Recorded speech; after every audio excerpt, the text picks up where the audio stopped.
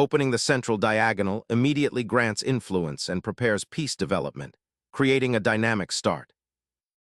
Embracing a solid, reserved pawn structure, Black prepares for a flexible development, potentially leading to a cramped but resilient position. Securing central space and preparing for a kingside pawn advance, this choice prioritizes a flexible pawn structure. Striking at the center immediately, Black challenges White's pawn structure and fights for space. Stepping aside, the knight prepares to join the central struggle, potentially supporting a later c3 pawn push for greater space. Challenging White's central pawn structure immediately, this develops a pawn's influence towards the kingside and prepares for rapid piece activity. This flank pawn advance aims to fianchetto the bishop, creating a subtle kingside defense while potentially undermining Black's central pawn structure.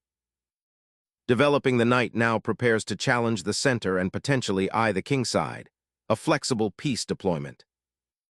Developing the bishop to the long diagonal unleashes its diagonal pressure, directly influencing Black's central pawn structure and potentially preparing a kingside advance. Securing the king's safety with this fianchetto development is a prudent step, preparing for eventual castling while maintaining pawn structure integrity.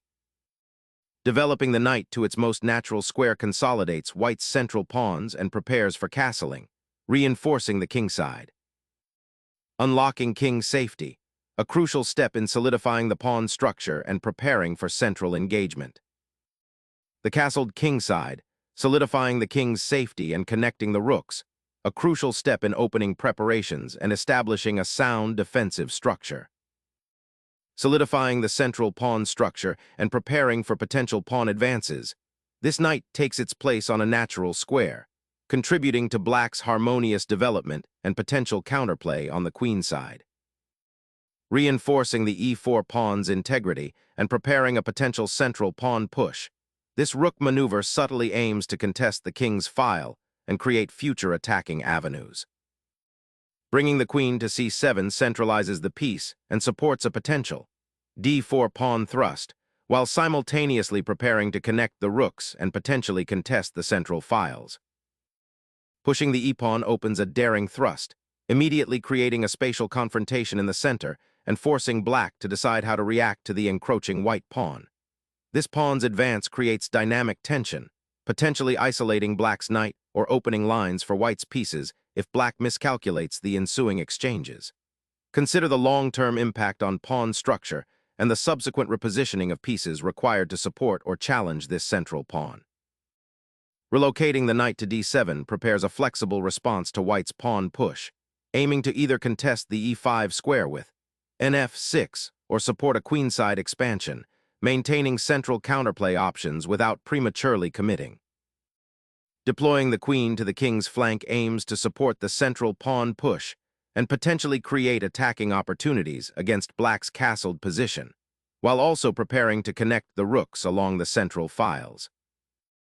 Launching a pawn storm on the queenside, Black aims to disrupt White's compact structure and create attacking avenues. This aggressive pawn thrust initiates a spatial battle, seeking to exploit the queenside flank where White's development is less consolidated, potentially opening lines for the rook or queen.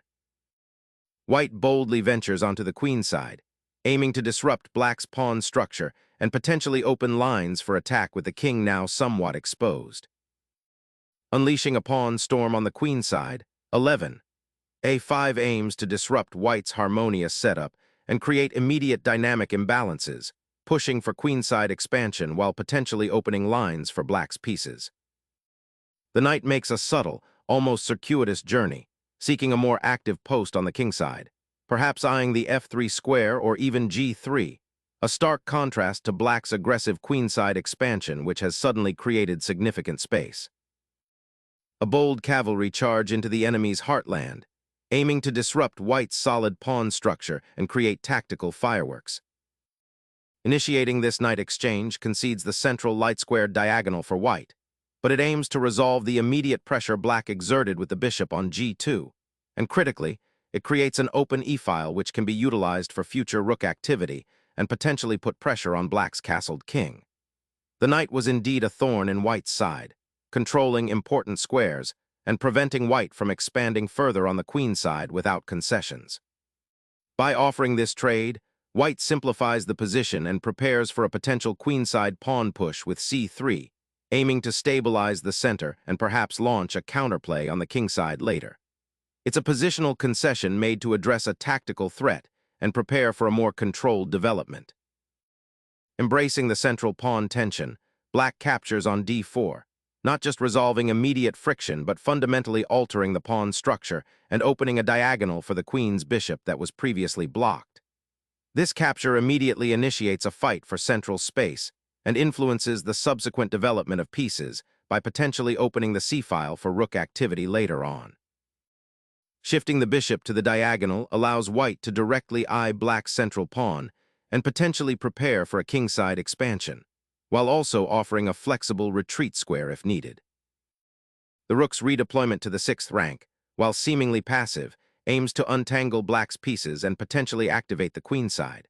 Observe how the pawn chain on d4 and c5 is now supported by this rook, creating a localized stronghold against white's advancing central pawns. This maneuver hints at a long-term strategy of exploiting the open c-file or supporting a future queenside pawn push, but it does leave the e-pawn somewhat vulnerable to white's e5 square. Shifting the knight to the queenside aims to reinforce the d3 pawn and potentially redeploy the knight to a more active square like f3 or g4, offering an alternative to the current rigid pawn structure. However, this maneuver sacrifices immediate central influence and requires careful follow-up to avoid conceding too much space to black's queenside expansion. Black's rooks, previously passive, now seek active diagonals, aiming to disrupt white's kingside buildup and potentially challenge the e5 pawn's dominance. Reasserting influence over the central files and preparing to contest the newly opened c-file is a logical response, aiming to neutralize black's dynamic pawn structure and potential queenside expansion. Reclaiming central influence and preparing for queenside expansion, this bishop repositions to a more active diagonal, eyeing white's king and potentially creating threats against the weakened kingside pawn structure. This bishop exchange strategically opens the d-file, creating an immediate tension on the queenside and potentially forcing black into defensive considerations regarding their centralized d-pawn. Suddenly, the pawn chain on white's kingside is fractured, exposing the d3 pawn and creating an isolated d-pawn for black which could become a target or a dynamic asset depending on how the play develops. Unleashing a pawn storm onto the weakened dark squares around black's king, this pawn thrust strategically opens lines for white's pieces, particularly the queen and bishop, and aims to disrupt black's defensive structure. By forcing the knight to retreat or exchange, white gains valuable central space and prepares for a potential kingside assault, creating immediate tactical complications and forcing black to address the encroaching danger on the 6th rank. The queen sacrifices its central outpost, abandoning the pressure on the d3 pawn and retreating to a less active square where it might become a target for the rook on the c-file or the bishop on g2. Striking at the heart of black's central pawn chain, this capture immediately opens the d-file for potential infiltration and disrupts the harmonious development of black's pieces, particularly the queen. White cleverly uses the extended reach of the bishop on f4 to force this exchange, creating a pawn majority on the kingside for later exploitation. Black's queen now faces a dilemma: retreat and concede further queenside space, or maintain a precarious central presence at the cost of its supporting pawn structure. The resulting pawn island on d4 will likely become a long-term target. A bold attempt to solidify the pawn chain and reactivate the rook, though it sacrifices kingside space and potentially leaves the king exposed to future pressure on the g-file if white manages to break through with the bishop pair. The queen surges forward, immediately challenging the black king's safety and forcing a critical decision regarding the pawn structure's integrity.